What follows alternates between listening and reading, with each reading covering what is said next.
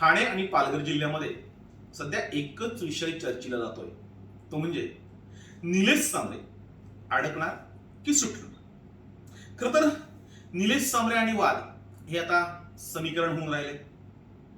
प्रत्येक आठवड्याला कुठलं आणि कुठलं प्रकरण निघतं, रोज काही ना काही सुरू असतं. महिना 2 महिन्यातून असं एखादं प्रकरण निघतं की त्याच्या भोवती निलेश सांबरे हा विषय फिरत राहतो.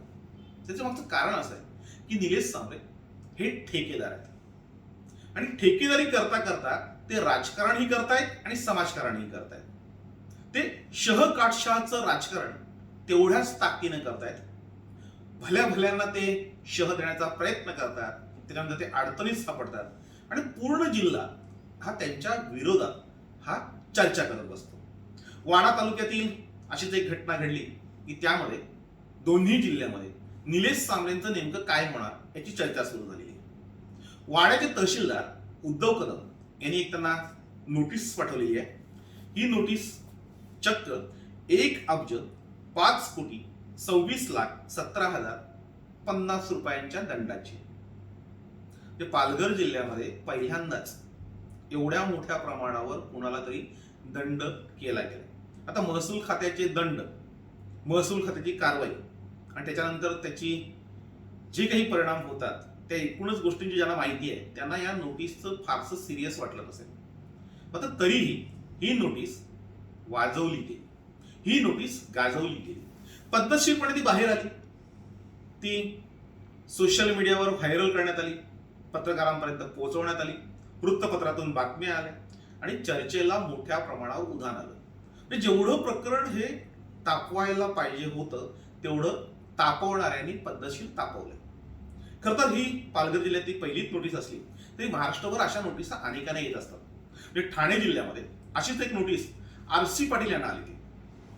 आरसी पाटील आणि त्यांचे सुपुत्र अरुण पाटील यांना तत्कालीन महिला जिल्हा अधिकारी ठाणे जिल्ह्याच्या त्यांनी 100 कोटी दंडाची नोटीस पाठवली होती आणि त्यावेळेस प्रचंड खळबळ माजवली होती. आरसी पाटील यांना त्यावेळेस भाजपामध्ये प्रवेश करायला लागला होता. मुख्यमंत्री देवेंद्र फडणवीस होते. प्रकरण मिटवायचं असेल तर पक्षात यावं लागेल. तेव्हा भाजपाचा तो नियमच होता की कितीही चोऱ्या करा, कितीही भ्रष्टाचार करा, काहीही करा, तुम्ही भारतीय जनता पार्टीमध्ये प्रवेश घेतला की सगळे गुन्हे माफ होतात. आणि त्याच्यामुळे कपिल पाटील ही त्यांचे हाडवैरी असताना, म्हणजे बिलकुल आरसी पाटील आणि कपिल पाटील यांच्यातून विस्तव जात नव्हता, अशा वेळेस राष्ट्रवादीमधून आरसी पाटील हे भाजपमध्ये गेले आणि त्याच्यानंतर त्या नोटिसीचं काय झालं हे कोणालाही कळलं नाही. इथे तर निलेश सांबरे आहेत. निलेश सांबरे यांचे अनेक राजकीय पक्षांशी चांगल्या प्रकारचे संबंध आहेत. आता ते संबंध चांगले आहेत, वाईट आहेत, कसे आहेत हा भाग नंतरचा. पण नोटिसीवरनं निलेश सांबरे अडकतील असं तरी सध्या काहीतरी, म्हणजे तशी पुसटशी कल्पनाही कोणाला वाटत नाहीये की तसं काही घडेल असं सध्या वाटत नाही. एकंदरीत प्रकरण हे कसं सुरू झालंय, कुठून आलंय याची जर आपण शहनिशा केली तर आपल्याला लक्षात येईल की आगामी काळात नेमकं काय घडणार. पण जे काही घडलंय ते निलेश सांबरे यांना अडकवण्यासाठी, अडकवण्यापेक्षा त्यांना जास्तीत जास्त बदनाम करण्यासाठी, ते कशा पद्धतीने ठेकेदारी करतायत, कशा पद्धतीने शासनाच्या चोऱ्या करतायत, कशा पद्धतीने महसूल बुडवतायत हे सांगण्याचा हा प्रयत्न आहे. पण हे सांगताना, निलेश सांबरेंची शिकार करताना शिकारीही हा तेवढा ताकदीचा लागतो.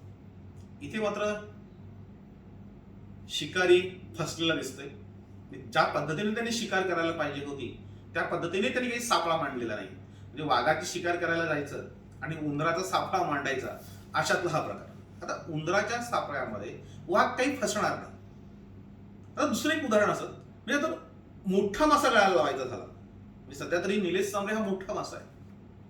मोठा मासा जर गळाला लावायचा झाला तर गळ ही तेवढ्या ताकदीचा पाहिजे आणि राईकरही तेवढाच मजबूत पाहिजे. म्हणजे मासेमारी करणाऱ्याला राईकर बोलतात. ज्याला मोठा मासा पकडायचा असतो तो मोठा गळ टाकतो. तो जर गळ जर छोटा टाकला तर मोठा मासा तो गळ तोडतो, तो निघून जातो. गळ त्याच्या घशात जरी अडकलेला असला तरीही त्याला फारसी त्याची काही पर्वा नसते. फक्त वेदनेने तो विव्हळत असतो, जखम खोलवर गेलेली असते, मात्र गळ टाकणाऱ्याच्या हाताला तो लागत नसतो. गळ टाकणारा हा सातत्याने पश्चाताप करत बसतो आणि जेव्हा मोठ्या माशाची वेळ येते तेव्हा तो त्या राईकरलाही गिळंकृत करण्याचा प्रयत्न करत असतो. म्हणजे काहीशी घटना या सगळ्या याच गोष्टींमध्ये करतात. म्हणजे जेवढं आपल्याला वाटतं ते सोपं आहे तेवढं ते प्रकरण सोपं नाही, ते तेवढंच सिरियसली आहे. म्हणजे निलेश सांबरेंवर जो काही घाव केलाय, या नोटीसमधून ज्या पद्धतीने बदनाम करण्याचा प्रयत्न केलाय, ते जर सगळं बघितलं तर आता निलेश सांबरे यांनाही मैदानात यावं लागेल आणि ज्याला कोणाला निलेश सांबरेची शिकार करायची आहे त्यालाही स्वतःला रिंगणात यावं लागेल. म्हणजे कुणाच्या तरी खांद्यावर बंदूक ठेवून शिकार कुणालाही करता येत नाही. निलेश सांबरेची शिकार करायची आहे पण बंदूक दुसऱ्याच्या खांद्यावर ठेवायची, चाप तिसऱ्याने ओढायचा आणि शिकार करायला पाहायचं, ही शिकारीची पद्धत नसते. आणि त्याच्यामुळे ज्या शिकाऱ्याने हा सापळा रचलाय त्याच सापळ्या निलेश सांबरेने जर ठरवलं तर तो शिकारी त्याच्यामध्ये अडकेल. फक्त निलेश सांबरेंचा स्वभाव असा आहे की निलेश सांबरे हे प्रत्येक गोष्टीमध्ये तह करतात.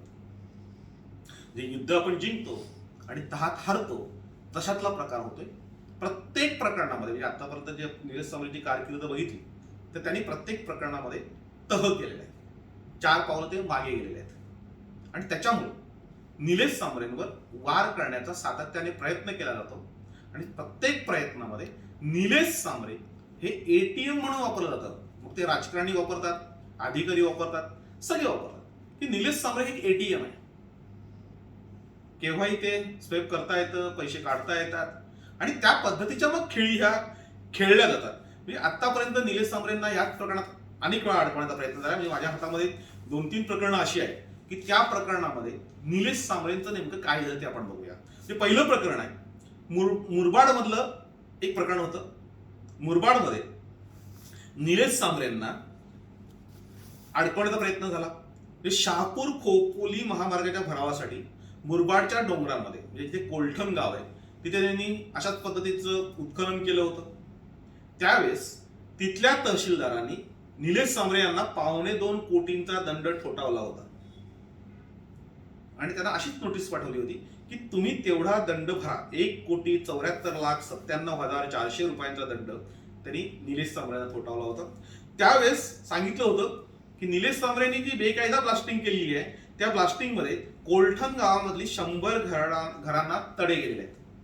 प्रकरण खूप वाजवलं. म्हणजे आता जसे सोशल मीडियावर सगळे विद्वान वेगवेगळ्या पद्धतीने व्यक्त होत आहेत तसे तिथेही व्यक्त होत होते. मात्र काय झालं तर त्या प्रकरणामध्येही निलेश सांबरेंना काहीही झालं नाही, प्रकरण मिटलं गेलं. निलेश सांबरे हे कोणालाही विकत घेऊ शकतात, हे सब कुछ विकत आहे. तसं निलेश सांबरे कोणालाही विकत घेऊ शकतो अशी परिस्थिती आहे. आणि म्हणून त्याही प्रकरणामध्ये निलेश सांबरेंना काही झालं नाही. म्हणजे अधिक मंत्रिमंडळ जे आहे ते निलेश सांबरे यांच्या जवळीक साधून आहे. म्हणजे वेळोवेळी ते एटीएम सारखे त्याचा वापर करतात. त्याच्यामुळं मुरबाडच्या प्रकरणामध्ये अगदी 2.25 कोटीची नोटीस होती, निलेश सांबरेंना काहीही झालं नाही.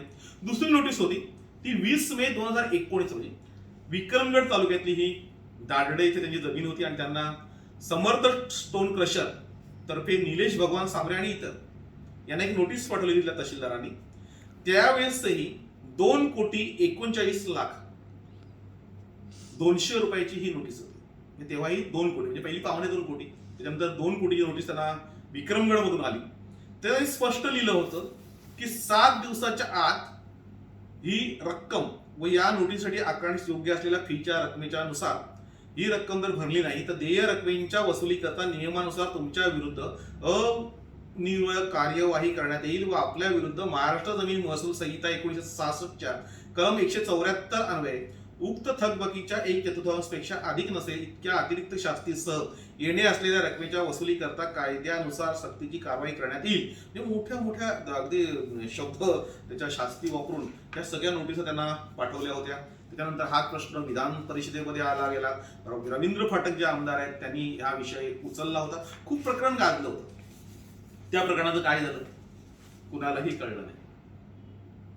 हे दोन्ही प्रकरणं महसूल खात्याची होती, दोन्ही प्रकरणं मॅनेज झाली, तिथे सेटलमेंट झाली असेल आणि त्याच्यानंतर त्या नोटिसांना किंमत जी होती ती शून्य झाली. तर तिसरी नोटीस आहे 26 मे 2022, म्हणजे आत्ताची. आज आहे 2 जून, एक 7 दिवस झाले. भद्रेश शहा नावाच्या माणसाने एक तक्रार केली होती आणि त्या तक्रारीच्या अनुषंगाने ती तक्रार केली होती 1 वर्षापूर्वी. 1-1.5 वर्ष उलटून गेल्यानंतर आता त्या चौकशा झाल्या आणि वाडा तहसीलदारांनी एक नोटीस पाठवली. नोटीसमध्ये त्यांनी लिहिलंय, माननीय जिल्हाधिकारी पालघर यांच्याकडील पत्र. त्या पत्रान्वये पर्यावरण नाम हरकत दाखला घेतल्याशिवाय गौण खनिज उत्खनन परवानगी देऊ नये असे निर्देश दिलेले आहेत. आपल्याकडे कोणत्याही प्रकारचा पर्यावरण ना हरकत दाखला आढळून आलेला नाही. तसेच या कार्यालयाची व वरिष्ठ कार्यालयाची उत्खनन परवानगी दिसून आलेली नाही. तरी आपल्या जागेमध्ये मागील 1 ते 1.5 महिन्यापासून विना परवानगी गौण खनिज उत्खनन सुरू आहे. मंडळ अधिकारी कंचाड यांच्या पंचनाम्यानुसार सदर जमिनीमध्ये 1,37,597 ब्रास एवढ्या दगडांचे उत्खनन केल्याचे आढळून आले. या नोटिसीमध्ये म्हणजे खरं तर निलेश सांबरे यांना नोटीस पाठवण्याच्या आधी तिथे जे कोणी महसूल खात्याचे कर्मचारी असतील, तलाठी असतील, सर्कल असतील, कोणी असतील, त्यांना पहिल्यांदा बडतर्फ ज्याला बोलतो किंवा निलंबन ज्याला बोलतो, म्हणजे बडतर्फ फार नंतरची गोष्ट होती, ते निलंबन करणं किंवा साधी नोटीस तर देणं, ती कारवाई व्हायला पाहिजे होती.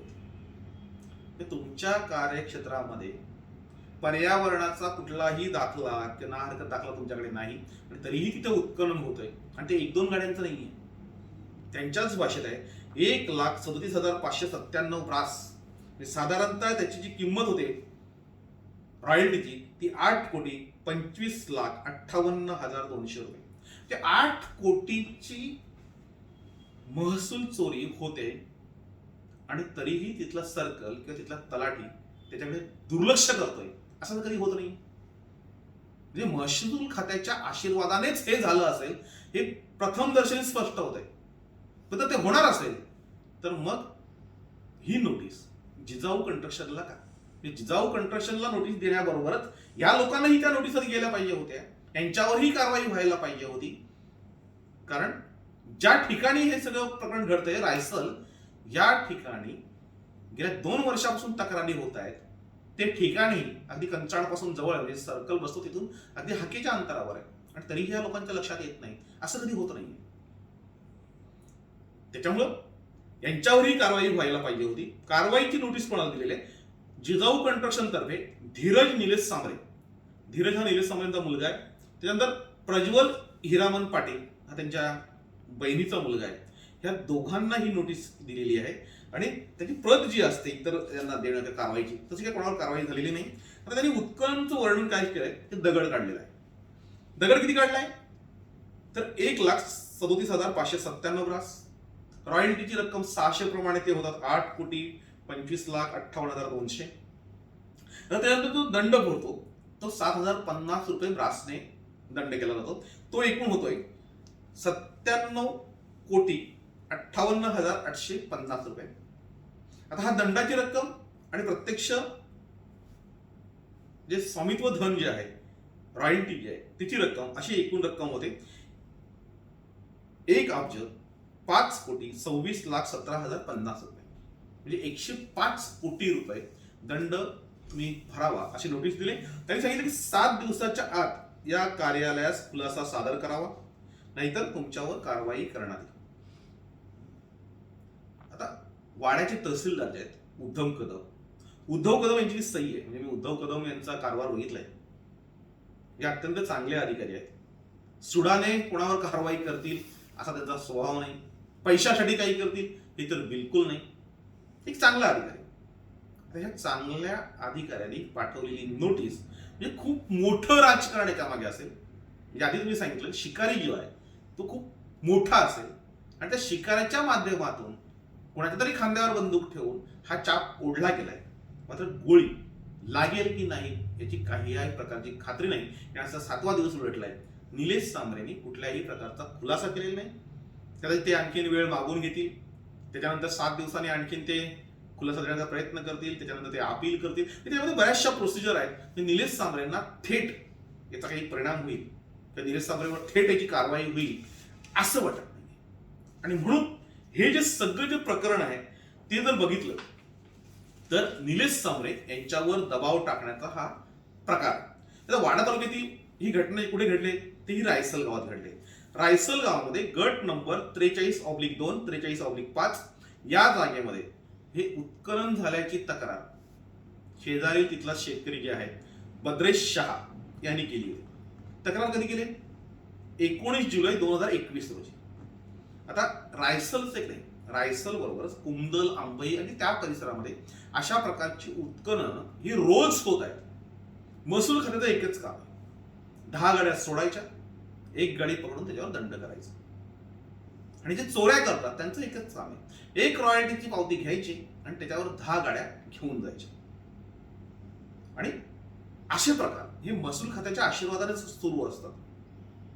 फक्त वरून कारवाई झाली की कोणी कोणाच्या नजरेत आलं किंवा जो कोणी हा चोऱ्या करतोय, जो कोणी हे सगळं वाहून नेतोय त्याच्याकडून जर डिमांड केली आणि ती डिमांड पूर्ण झाली नाही तर मात्र कारवाई केली जाते. म्हणजे त्यावेळेस ही शेवटची कारवाई असते. म्हणजे लाखो ब्रास दगड काढल्यानंतर ही नोटीस दिली जाते आणि तो दंड भरावा सांगितला जातो.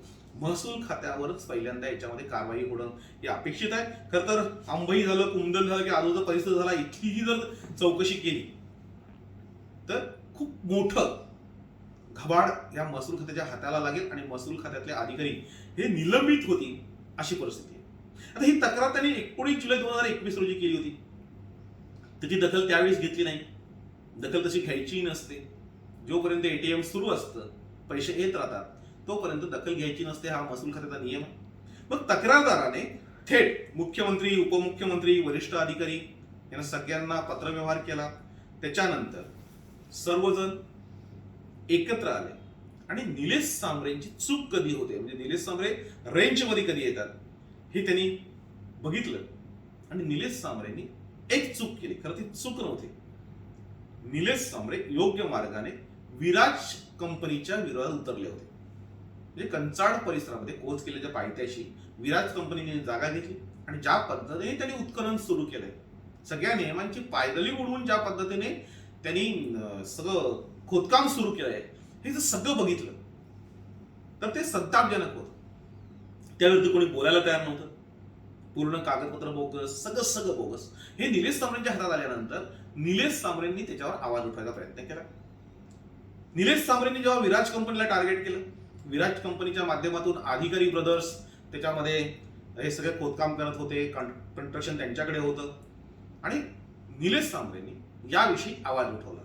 आता निलेश सांबरे हा सगळा आवाज उठवल्यानंतर निलेश सांबरे त्या ताकदीने आवाज जर उठवला असता तर आतापर्यंत महसूल खात्यामध्ये भूकंप झाला असता.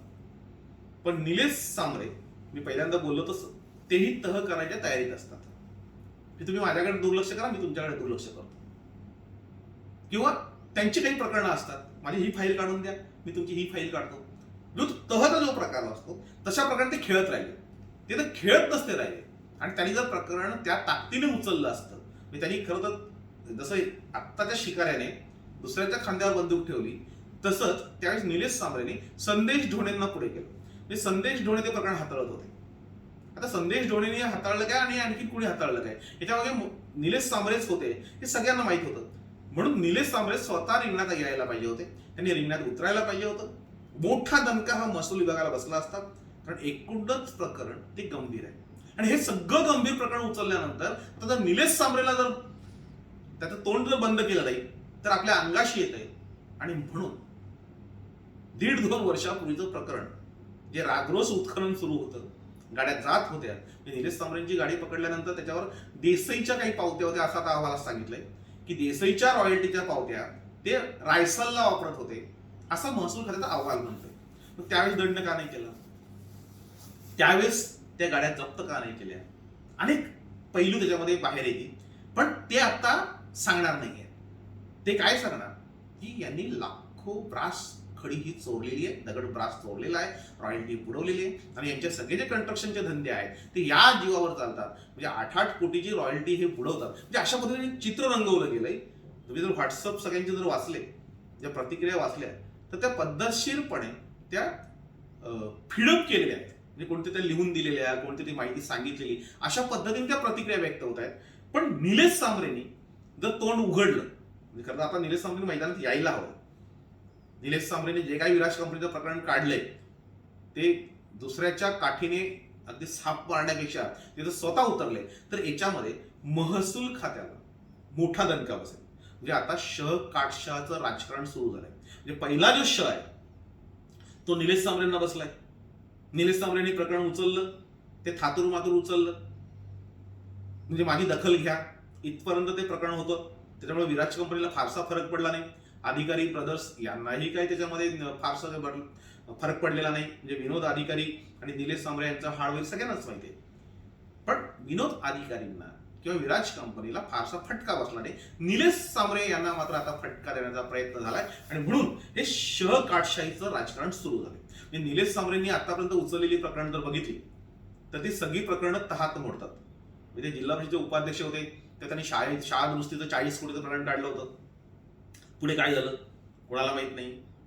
शिक्षकांच्या बदल्यांचं प्रकरण काढलं होतं, पुढे काय झालं कोणालाही माहित नाही. म्हणजे ते प्रकरण उचलल्यानंतर त्याचं शेवट करणं जे असतं ते शेवट निलेश सांबरे कधी करत नाहीत. तसं हे विराट कंपनीचं प्रकरण काढल्यानंतर त्याचा शेवट झाला नाहीये आणि त्याचा शेवट झाला नाही मात्र ते प्रत्येक वेळेस सापाच्या शेपटीवर पाय टाकतात आणि बाजूला होतात. अशाने अनेक साप दुखवले गेले. ह्याच वेळी तशाच पद्धतीचा साप दुखावला गेला आणि त्याच्यानंतर हे प्रकरण बाहेर आलंय. हे प्रकरण निलेश सांबरेंना घाबरवण्यासाठी, निलेश सांबरेंवर ही कारवाई होऊ शकते, निलेश सांबरेंना आम्ही अडचणीत आणू शकतो, हे महसूल खात्यांनी केलेला एक गेम प्लॅन आहे. आता प्रत्यक्ष गेम काय तर विराट कंपनी वर्सेस निलेश सांबरे आणि विराट कंपनीच्या माध्यमातून अडचणीत येत आहेत महसूल विभाग. महसूल खात्याने जे उद्योग केलेत, जे एका रात्रीत ज्या पद्धतीने पेपर रंगवलेत, ते सगळं प्रकरण म्हणजे खरं तर हे सगळं प्रकरण निलेश सांबरेंच्या हातामध्ये. निलेश सांबरेंनी जर ठरवलं तर या विराट कंपनीला ते धडा योग्य प्रकारे शिकवू शकतात आणि त्याच माध्यमातून महसूल खात्याचे कर्मचारी हे जेलमध्ये जाऊ शकतात अशी परिस्थिती आहे.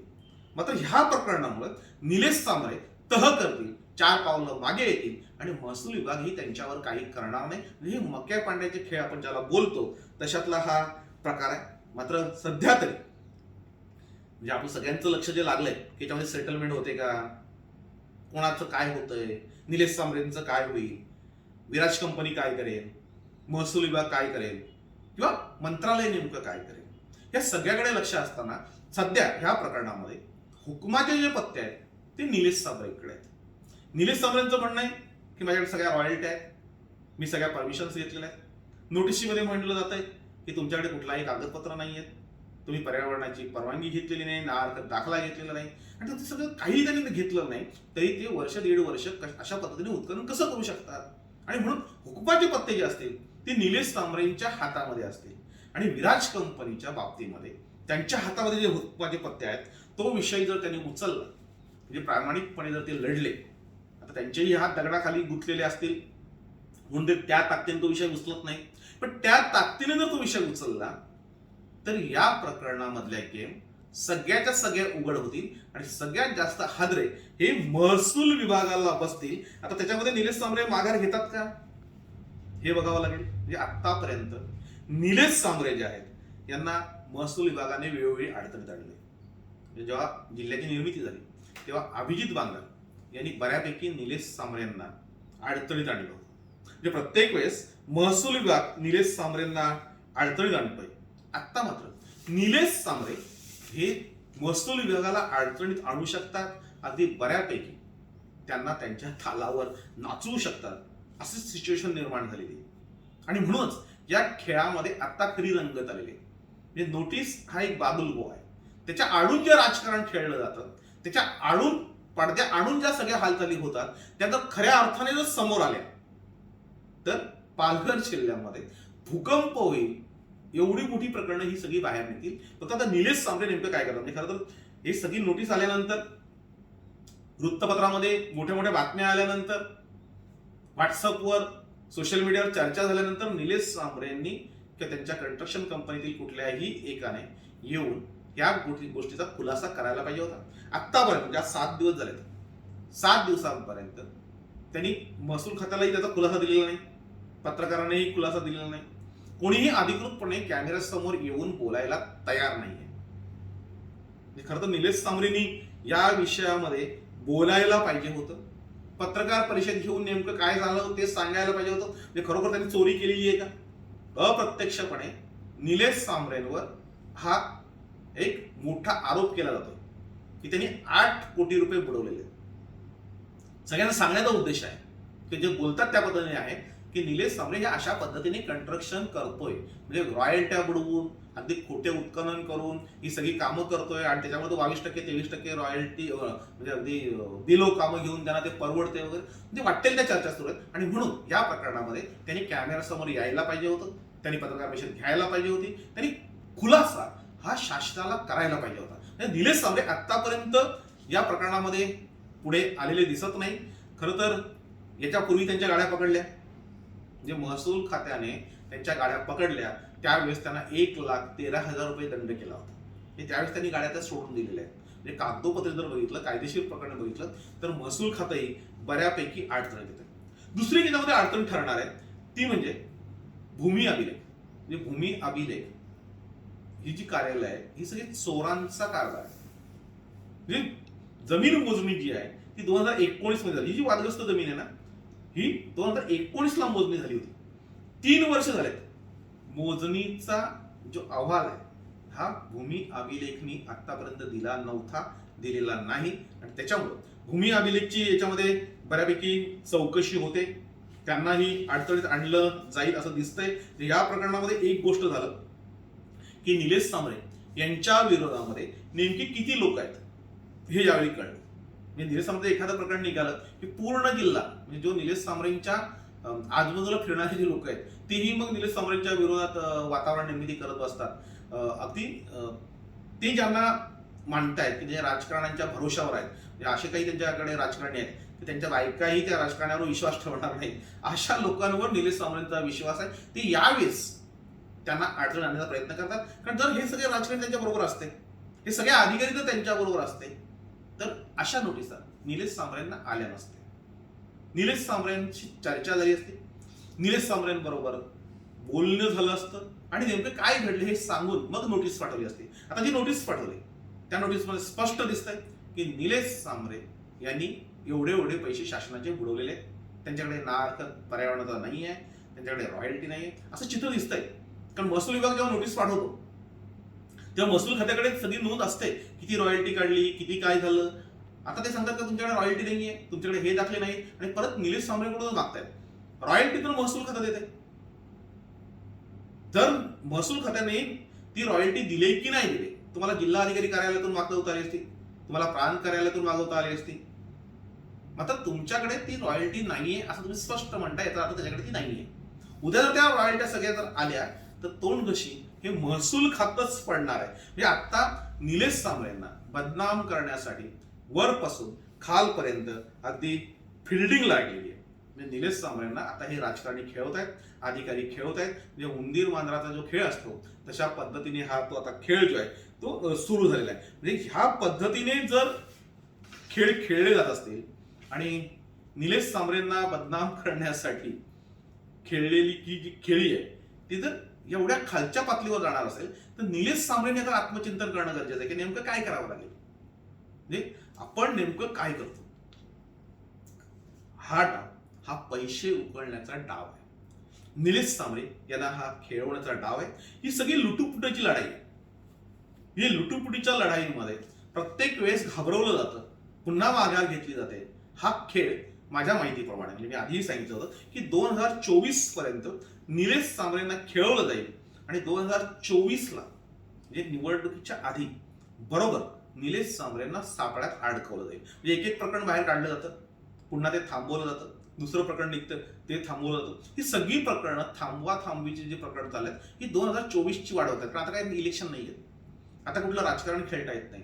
निलेश सांबरेच्या हातामध्ये पण बऱ्यापैकी पत्ते आहेत, त्याच्यामुळे त्याला दुखावता येत नाही. म्हणजे विधान परिषदेच्या निवडणुका झाल्या, राज्यसभेच्या निवडणुका ह्या सगळ्यात होऊन गेल्यानंतर त्याच्यानंतर खरे खेळ सुरू होतील आणि त्याच्यानंतर निलेश सांबरे यांना अडकवण्याचा प्रयत्न आहे. म्हणजे 2013चा मला माहिती आहे की 2014 ला निवडणूक होती लोकसभेची निलेश सांबरेने अशी तयारी केली होती, म्हणजे आता सध्या भिवंडी लोकसभा लढवण्याचा प्रयत्न करतायत, त्या पद्धतीने त्यांची बांधणी सुरू आहे. तशी त्यावेळेस ती बांधणी सुरू होती की निलेश सांबरे उभे राहणार आहेत. 2013ला टोल नाक्याचं प्रकरण घडलं आणि निलेश सांबरे 105 दिवस जेलमध्ये गेले होते. म्हणजे योग्य वेळी योग्य पत्ते फेकून निलेश सांबरेंना अडकवण्याचा राजकारणी योग्य प्रकारे खेळ खेळतात. निलेश सांबरे तिथे बऱ्यापैकी फसतात. निलेश सांबरे प्रत्येकच वाटतं मी वाचलो, मला सोडवलं, मला राजकारण्यांनी पाठीशी घातलं, तसं काही प्रकार नसतो. राजकारण्यांच्या जेव्हा गळ्याशी येतं आणि निलेश सांबरेचा उपयोग आपल्याला नाही असं जेव्हा त्यांना लक्षात येतं त्यावेळेस ते गेम करतात. हीच गेम ही 2024ला होईल. म्हणजे निलेश सांबरे आता ज्या राजकीय नेत्यांच्या भरोशावर आहेत, म्हणजे निलेश सांबरेंचा जो आता आवाका आहे तो जर बघितला तर अशी नोटीस निलेश सांबरेंना यायला नको. किंवा एक तालुक्याचा तहसीलदार तरी अशी नोटीस निलेश सांबरेंना पाठवणार नाही, एवढ्या उंचीच्या तर निलेश सांबरे आहेत. आणि तरीही जेव्हा ती नोटीस येते तिचा गाजावाजा होतो. म्हणजे अशा महसूल खात्याच्या नोटीस अनेकांना जातात, पण ते बाहेर येत नाही. ती नोटीस निलेश सांबरेकडे गेली असती, ती तहसीलदारांकडे असते. म्हटलं तहसीलदार कार्यालयातून जेव्हा बाहेर येते आणि त्याची चर्चा होते, त्याच्या बातम्या होतात, त्यावेळेस निलेश सांबरे यांना हा फक्त बदनाम करण्याचा डाव आहे. कारवाई करायची असते ते एका रात्रीत कारवाई करून हे मोकळं केलं असतं. मात्र कारवाई नाही, ही फक्त चर्चेत आणायचं आहे, त्यांना खेळवायचं आहे. म्हणजे उंदीर मांजर जसा खेळतो, मांजर जी असते ती उंदराला खेळवते, तिचा जोपर्यंत खेळ सुरू असतो, तिची हौस पुरी होत नाही तो ती खेळवते आणि शेवटी त्याचा गेम करते. असाच प्रकार या सगळ्या कायदेशीर बाबींमध्ये आपल्याला दिसतोय. 2024 पर्यंत निलेश सांबरेंना खेळवलं जाईल. एक एक प्रकरण काढलं जाते, एक एक प्रकरण तेवढ्या ताकदीने दाबलं जाते आणि त्याच्यानंतर पुन्हा निलेश सांबरेवर दुसरं प्रकरण निघतंय. ही सगळी जर प्रकरणं बघितली, सगळी जर गोळाबेरीज बघितली तर निलेश सांबरे यांना अडचणीत आणण्याचा जो डाव आहे तो खूप मोठा डाव याच्यामध्ये दिसतोय. आता 26 तारखेला जी नोटीस पाठवली होती त्या नोटीस नंतर आतापर्यंत 2 जून पर्यंत याच्यावर निलेश सांबरे यांच्याकडून कुठल्याही प्रकारचा अधिकृत खुलासा आलेला नाही. आणि म्हणूनच आता या चर्चेला आणखीन एक वेगळं वळण दिसतंय. आता याच्यामध्ये काय होईल ते सांगतो तुम्हाला. निलेश सांबरेंचं फार काय होईल अशातलं मला वाटत नाही. या नोटीसच्या पद्धतीने किंवा तो दंड केलाय ते सगळं बघितलं तर निलेश सांबरे जेव्हा धंदा करतात तेव्हा तेही हातात पत्ते ठेवूनच खेळत असतील. पण निलेश सांबरे ज्यावेळेस विराज कंपनीच्या जमिनीचे पत्ते ओपन करतील, ज्या पद्धतीने उत्खनन झालेलं आहे त्याची सगळी गोळाबेरीज मांडली, तेव्हा खऱ्या अर्थाने नेमकं काय घडलंय, कोण कोणाची शिकार करतो, शिकारी कोण आहे, हे सगळं एका दणक्यात उघड होईल.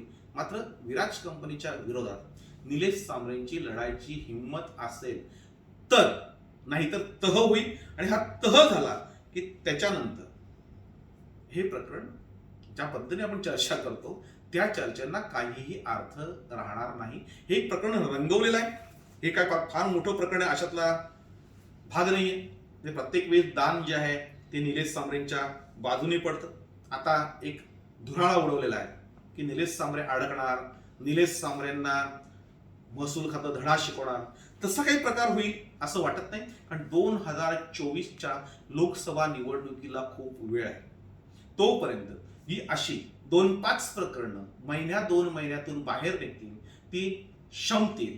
निलेश सांबरेंनी त्यांचा जर स्वभाव सोडला, ती तह करण्याची ज्यांची जी वृत्ती आहे ती तह न करता थेट त्यांनी जर लढाईला सुरुवात केली, त्यांनी थेट लढायला, भिडायला आणि नडायला सुरुवात केली तर ते राजकारण्यांची झोप उडवू शकतात, त्यांना जे खेळवतात त्यांचीही ती झोप उडवू शकतात आणि जे कोणी शिकारी आहे त्यांना अगदी मैदानात आणून ते नागडं करू शकतात. फक्त ती ताकद, ती हिंमत आता निलेश सांबरेंनी दाखवायला